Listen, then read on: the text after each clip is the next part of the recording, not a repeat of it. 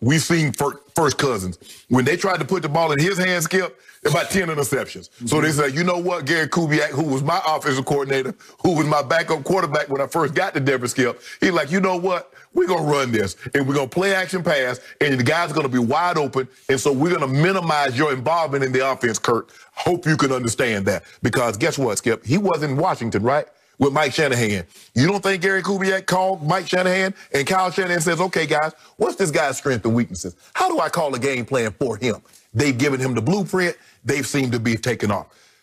Alvin Kamara, Skip, he's been unbelievable because it seems to me that when he plays well, the offense flourishes. And it's not like, Skip, he's not a guy that's going to average 100 yards rushing. He's not going to be a running back like say like a Dalvin Cook, like a Derrick Henry. That's not what he is. He's an all-purpose back. You throw it to him, you catch, you hand it to him, you pitch it to him. He can do so many different things, and he's slippery, he's slithery. I mean, he gets through. Look, I'm like, man, they got him for 1 yard. Next thing you know, he's 8 yards and on the ground. So for me, I say he has the only thing, if Dalvin Cook had a winning record, I would put him ahead of Alvin Kamara. But because he's 3-5, and he's going to have to probably get this team in the playoffs, Skip, to win this, because he's on pace for 1,800 yards. He's played one fewer game, and he has probably like 7, 8 more yards, scrimmage yards. But right now, I would go Kamara. But that guy in Kansas City, he might take sweepstakes. Forget Offensive Player of the Year. He might get MVP and Offensive Player of the Year. And might get Walter Payton Man of the Year after what he did over those polling stations. He went half with the Chiefs to open a polling station at Arrowhead. So he might get Walter Payton Man of the Year. Really, really sweepstakes. Okay, let's go back to the premise of what we're about to debate here. According to my man, Jim Trotter, friend of mine, does an extraordinary job of covering this league and has for years and years. Congratulations to him. But his point here is that someone other than a quarterback deserves an offensive award if the MVP goes always to a quarterback. Unless you have an Adrian Peterson type season. Okay, but then we need to differentiate and rename what we're talking about here, the non-quarterback player of the year, okay? But it's not the non-quarterback. It's just called Offensive Player of the Year. It's kind of like the Heisman, Skip. More times than not, the Heisman's going to a quarterback. Okay. And then he makes his case for Kamara, saying he's pretty much carried the Saints offense after Michael Thomas went down, and Kamara has a chance to break the league's single-season record for receptions by a running back. Well, obviously he does, because guess what, ladies and gentlemen?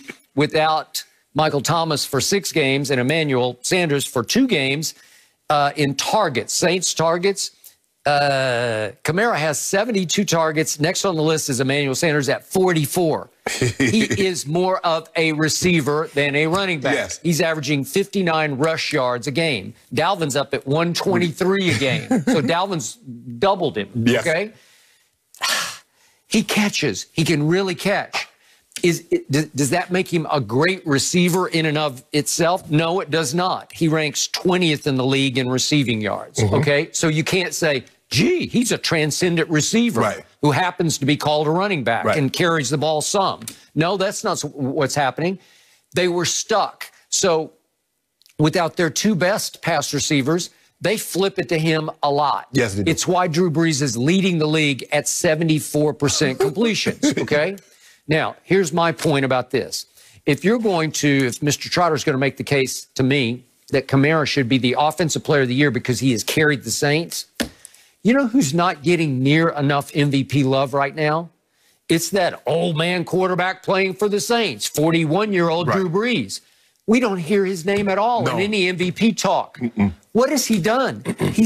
To me, he's carried the Saints without their 2 top receivers for a long stretch, all the way to 6-2. Guess what 6-2 right now is? Best in the NFC. It's the #1 seed in the NFC. Okay, so help me out. If it's a quarterback's game in the end, and Drew Brees is the quarterback of the #1 seed, and he's been down the Offensive Player of the Year from last year, Michael Thomas, for 6 games out of 8, and he lost Emmanuel Sanders, his new #2 receiver, for 2 games, why shouldn't he be the MVP? Because look what he did. They've played 2 huge games, opening game and this last Sunday night against the GOAT.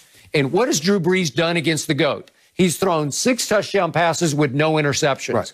Is that work? But Tom Brady rated higher than him, so. Okay, well, what I'm saying is, was that good? Oh, that was great, right?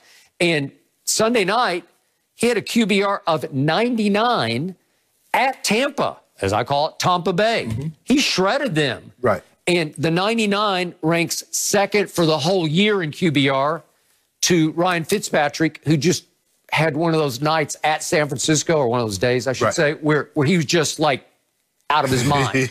And he had a slightly higher 99-ish QBR. I think the thing is, Skip, is that Drew hasn't been the Drew that we're used to seeing. Okay, but I think there's a perception, and you brought it up on the show, he just doesn't have the arm anymore. Right.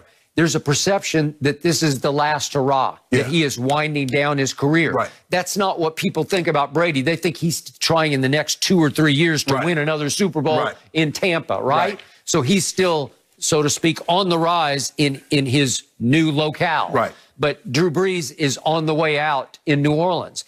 Well, I think that's unfair to Drew Brees because he's having a year, man. We saw Drew at Oakland.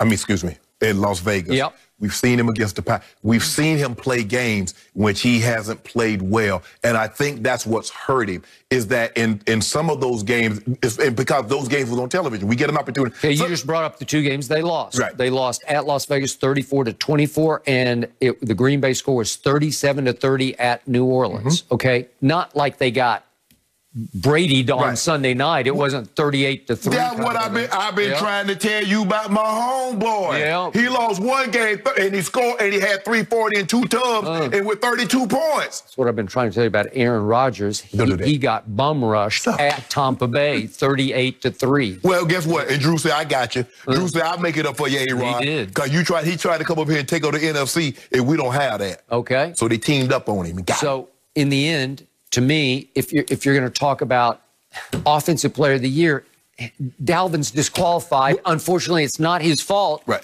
They're 3-5. Right. I can't do it. Can't make the case. Skip, he's going to have to. Now, if he gets this team into the playoffs, we're going to have a different argument. Because we saw what Michael Thomas won it last year, but he had over 1,700 yards and 149 catches, which was the most in NFL history. So if you do something like that, I think Todd Gurley won it 1 year, but Todd had like 22, 23 rushing touchdowns, 1,500 yards, got into the play. So if you do something like that, Dalvin Cook is on this pace. He gets 1,800 because he's missed a game. Now, he's only played 7 games, and he's like 850 rush yards. He does that. It finishes with 800, 1,900 yards with 60 catches, and they make the playoffs. Well, I don't know how it's going to be hard to keep that award from him. Can he keep his pace because he had 163 at Green Bay and 206 against Detroit? Yeah. Can you keep doing that? Well, it's going to be tough. You got tough sledding now against Chicago this week, so we'll see. Now, don't think they're not going to run the football. I know Gary Kubiak very well. Skip, been known him 30 years. Oh, they're running the football. Then guess who visits a week from Sunday? My team. Visit where? Visits Minnesota. Oh, yeah, he finna run wild. He finna run wild. He finna run wild on y'all. He might get 300. I don't know. First cousins? First cousin might be dealing against y'all. He dealt against us last year. Should we do like a viewing party, hang out together, watch the game? Maybe, Thank you. So, the Cowboys play Minnesota? I think that would be great. The Cowboys play Minnesota? Oh, yes. He about to break the record. He about to break Adrian Peterson's record. I'm going to make sure you know it and you hear about it from me if that is the case. Can I get 2 cases right now? No. Still got some time. All right, guys. Are the Clippers...